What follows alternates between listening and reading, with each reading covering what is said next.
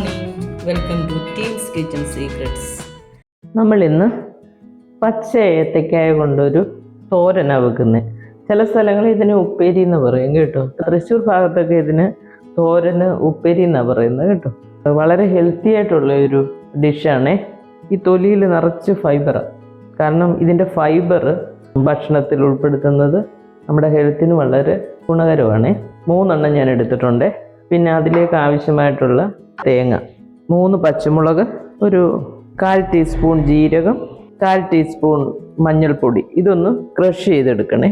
ഈ ഏത്തക്കായ നമ്മൾ ചെറുതായിട്ട് അരിയണം. ഇങ്ങനെ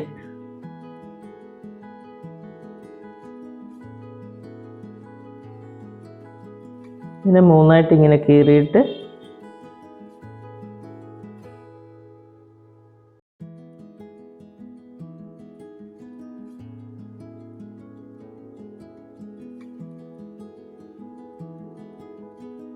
ഉണ്ടോ, ഇതുപോലെ ചെറുതായിട്ട് ഇത് അരിഞ്ഞെടുക്കണം.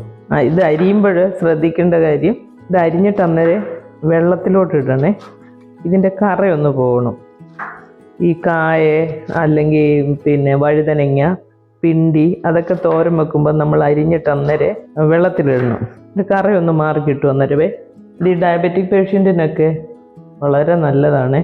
അപ്പോൾ ഇത് നമ്മുടെ ചോറൊക്കെ കുറച്ചിട്ട് നമ്മൾ തോരൻ ടൈപ്പ് ഇതുപോലെ ഫൈബർ നന്നായിട്ട് അടങ്ങിയ തോരൻ ടൈപ്പ് സാധനങ്ങളൊക്കെ കുറച്ച് കൂടുതൽ കഴിക്കണം.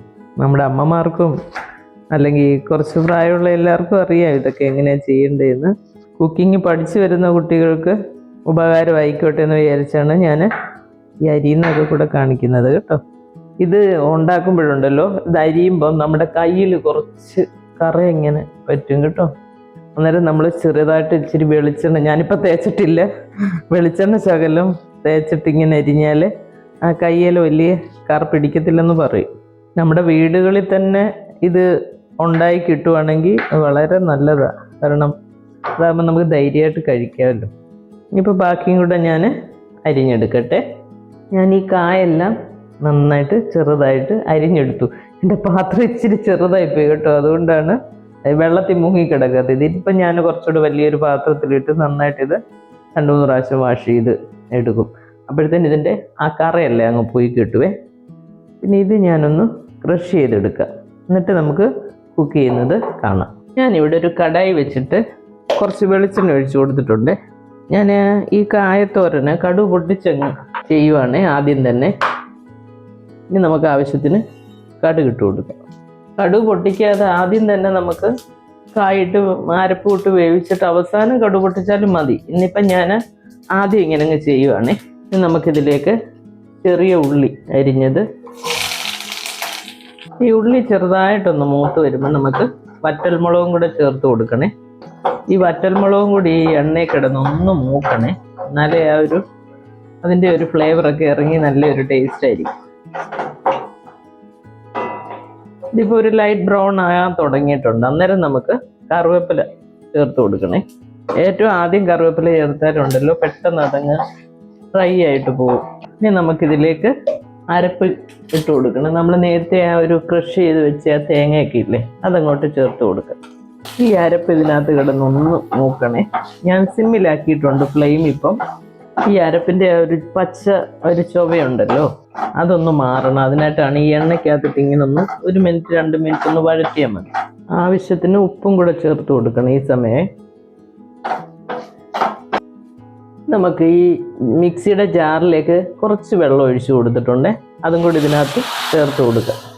ആ കായ വെന്ത് കിട്ടാനുള്ള വെള്ളം വേണമല്ലോ. ഈ വെള്ളം ഒഴിച്ചു കൊടുത്തത് ഒന്ന് തിളയ്ക്കാൻ തുടങ്ങിയിട്ടുണ്ട്. ഇനി ഇതിലേക്ക് നമുക്ക് ഈ കായ ഞാൻ 2-3 പ്രാവശ്യം വെള്ളത്തിൽ വാഷ് ചെയ്തതാണ്, ഇതും കൂടെ അങ്ങോട്ട് ചേർത്ത് കൊടുക്കുക. എന്നിട്ട് നന്നായിട്ടൊന്ന് മിക്സ് ചെയ്താൽ മതി. ഈ കായ എന്നൊക്കെ പറയുമ്പോൾ മിക്കവാറും നമ്മുടെ വീടുകളിൽ തന്നെ കാണും ഇല്ലേ. വീടുകളിൽ ഉള്ള കായയൊക്കെ എടുത്താൽ കറി വെക്കുന്നെങ്കിൽ നമുക്ക് ധൈര്യമായിട്ട് കഴിക്കാൻ കേട്ടോ. അതിനകത്തൊരു വിഷാംശമോ ഒന്നും കാണത്തില്ല. പുറത്തുനിന്നൊക്കെ മേടിക്കുന്ന വെജിറ്റബിൾസിനകത്തൊക്കെ ഇപ്പം ഓരോന്നൊക്കെ കേൾക്കാമല്ലോ, വിഷാംശമൊക്കെ ഒരുപാട് അടിച്ചിട്ട് അത് ഫ്രഷായിട്ടിരിക്കാനും നല്ല വിളവ് കിട്ടാനും ഒക്കെ ആയിട്ട് ഒരുപാട് വിഷവസ്തുക്കൾ അതിനകത്ത് ചേർക്കുന്നുണ്ടെന്നാണ് കേൾക്കുന്നത്. അപ്പോൾ പിന്നെ നമുക്ക് ഇതെല്ലാം കഴിക്കുമ്പോൾ ഇപ്പോൾ ഒരു പേടിയാണ്.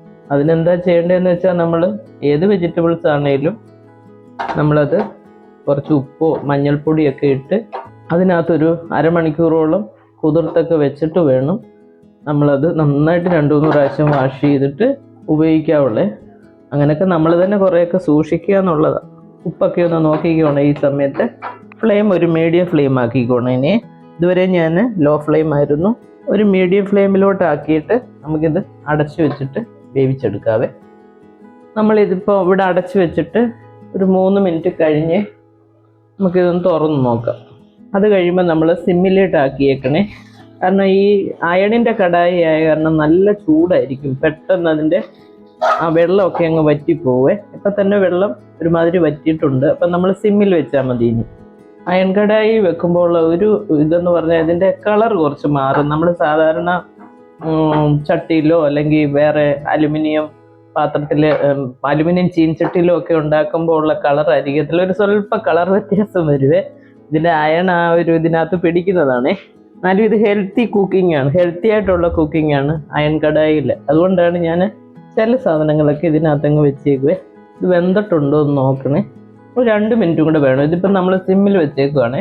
ഇനി ഇത് നന്നായിട്ടൊന്ന് മിക്സ് ചെയ്തിട്ട് ഒരു 2 മിനിറ്റ് നമുക്ക് സിമ്മിൽ വെച്ചൊന്ന് വേവിച്ചെടുക്കാം. അപ്പോഴത്തേന് നല്ലപോലെ ആ വെള്ളമല്ല, ഇപ്പം തന്നെ വെള്ളം വറ്റിയിട്ടുണ്ട്, എന്നാലും ആ ആവി കിടന്ന് ഒന്നും കൂടെ ഒന്ന് വേവാകും. അപ്പം കറക്റ്റ് കുക്കിംഗ് ആയിരിക്കുവേ. അപ്പം കറക്റ്റായിട്ട് അത് വെന്ത് കിട്ടും. ഒരു 2 മിനിറ്റ് കഴിയുമ്പോൾ നമുക്ക് തുറന്ന് നോക്കാം. നമ്മളിപ്പോൾ ഇത് 2 മിനിറ്റായി അടച്ചു വെച്ചിട്ട് സിമ്മിലായിരുന്നു കേട്ടോ. ഇതിൻ്റെ വെള്ളമെല്ലാം ശരിക്കും വറ്റിയിട്ടുണ്ട്, നന്നായിട്ട് കുക്കായിട്ടുണ്ട്. ഇനിയിപ്പോൾ നമുക്ക് ഗ്യാസ് അങ്ങ് ഓഫ് ചെയ്തേക്കാം. ഓഫ് ചെയ്തിട്ട് നമുക്ക് വേറൊരു ബൗളിനകത്തോട്ടങ്ങ് മാറ്റിയേക്കാം. കാരണം വേറൊരു കളറായി പോവും കേട്ടോ. കാര്യം നമുക്ക് അയൺ കടായിൽ കുക്ക് ചെയ്യുന്നത് ആരോഗ്യത്തിന് വളരെ നല്ലതാണ്. നമുക്ക് ദോഷകരമായിട്ടുള്ള ഒന്നുമില്ല.